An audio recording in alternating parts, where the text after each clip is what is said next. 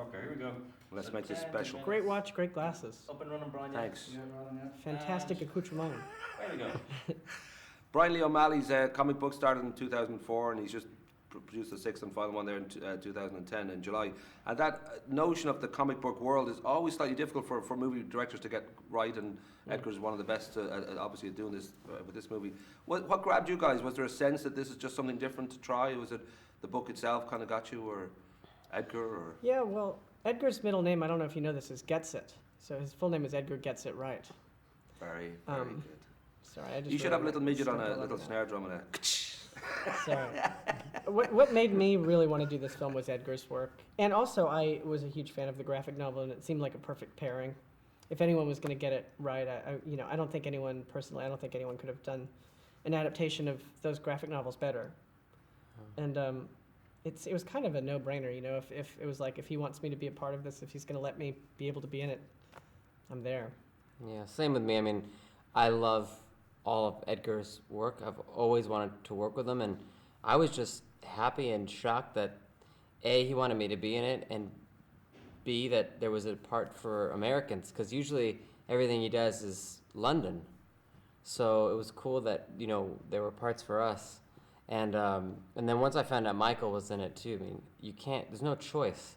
When you got Michael Cera, Edgar Wright, Scott Pilgrim, there's no choice. I feel a hug coming on. Sure. That was a shock to the system. It'll make this interview an exclusive. The notion too that with the sort of pop culture loving comic book adaptations, for every one kick-ass there's about 10 tank girls. They are difficult to get right, and I don't know whether you would actually sit down with Edgar, and especially being the leading man, whether you kind of talked about what's going to happen here and how we should play it and what tone I should go for. Yeah. Well, the script was not like any other script I'd ever read tonally. Just some of the dialogue in the movie, it's got such a wide range of sensibilities. Sometimes it'll be really kind of almost a cartoony sensibility, and other times it comes down and it's more straightforward and realistic. So it took, we rehearsed for a few weeks, and that was really helpful for me to figure out how we were going to play it and see what the other actors were doing and play off each other. I should say too, most fictional rock bands suck the big one when it comes to movies, and yet with agree. Six Bob, I guess a little help from Beck and Armand from the Sloans, Chris Murphy, and all that. It just seems it genuinely works, which almost shocked me, because you just sort of get ready, let the song play, and it won't be great, and the crowd will go nuts. Yeah. Was that a big kind of part of the process as well, sort of making sure, well, this band is supposed to be this good, let's let it be that we can actually make something real here. And I think it really was important to Edgar Yeah. to get that right and not have it pull people out of the film or be a distraction. Yeah, I mean, there's a lot of action in the movie, and a lot of romance, and a lot of comedy, and then a lot of music. And like, if the music's not right, that's a huge part of this thing. And it's just like everything has to be in such balance, and everything has to really live up to, be the best it can be. And the music, oftentimes, I find, like you're saying, is the hardest thing to get right in movies. Even if the music's good, it sounds not right. Yeah. It doesn't sound like they're playing it or something. Yeah, and so it was so much work went into like making the music be perfect for the film, and I think it really shows when you watch it. It's refreshing to just be like, okay, good, we got the music is right. Right.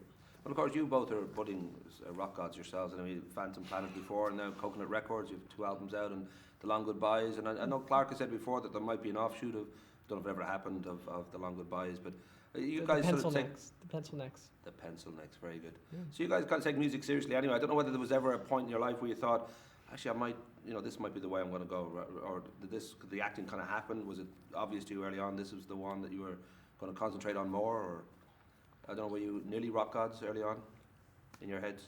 Yeah. I never thought I would be an actor, really. I mean, it just seemed like kind of insane or something. And music, just as insane, but the only difference is you could do it at home. Yeah. Whereas it felt like movies... I act at home. Yeah? Yeah, in the shower. Oh. Do some acting. So that would have... Where were you when I needed you? Where were you when I was in the shower? I like to pretend when I'm in the shower. I like to play a character who doesn't know what a shower is, and he's just been put in there for the first time, and he's trying to figure out what's going on. He went method and Adapting to the situation. Wah! It's a great show. I catch myself in the mirror, and That's amazing. it's very convincing. Have you ever called anyone in to watch? You do it? Well, once in a while, if I'm at my folks' house, they'll hear me screaming in there. And they'll bang on the door and say what's going on, and I'll say, I'm in the middle of a performance. Yeah. They know what performance means. So no one's ever seen this character. No, well, a few people. I brought in about a half a dozen people in time. Just did a small What's show. the character called? Armand. Armand. But for both of you, and I mean, you kind of would be somewhat aware of the world of having been kind of connected to the Coppola family, and to, your mom would have been, had to deal with it. I don't know whether there was always a side of you that was very comfortable with all this, or whether, like for anybody, it's just always odd, like when you recognise that people are maybe recognising you, and you have to sort of maybe deal with the room a little bit differently than.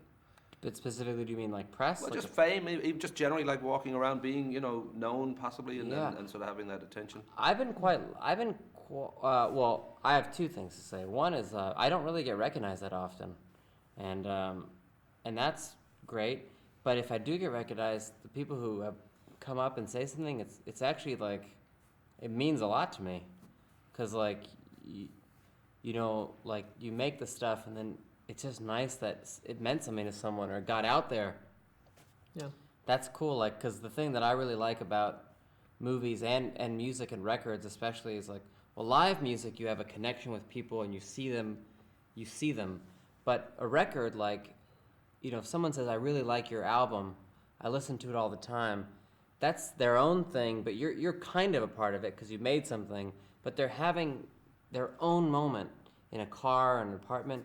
That's just crazy that, like, someone would make time for you like that in their own lives. I think that's always what's so, like, striking about, or someone says, I saw a movie that you were a part of. Yeah. That means that someone, like, planned on having 2 hours of their day free to go see something that you made. That's a crazy feeling. That's like that's like a surprise party. You know what I mean? Like, the feeling of a surprise party is always overwhelming, because it means that people, like, did all this planning without you knowing it for you.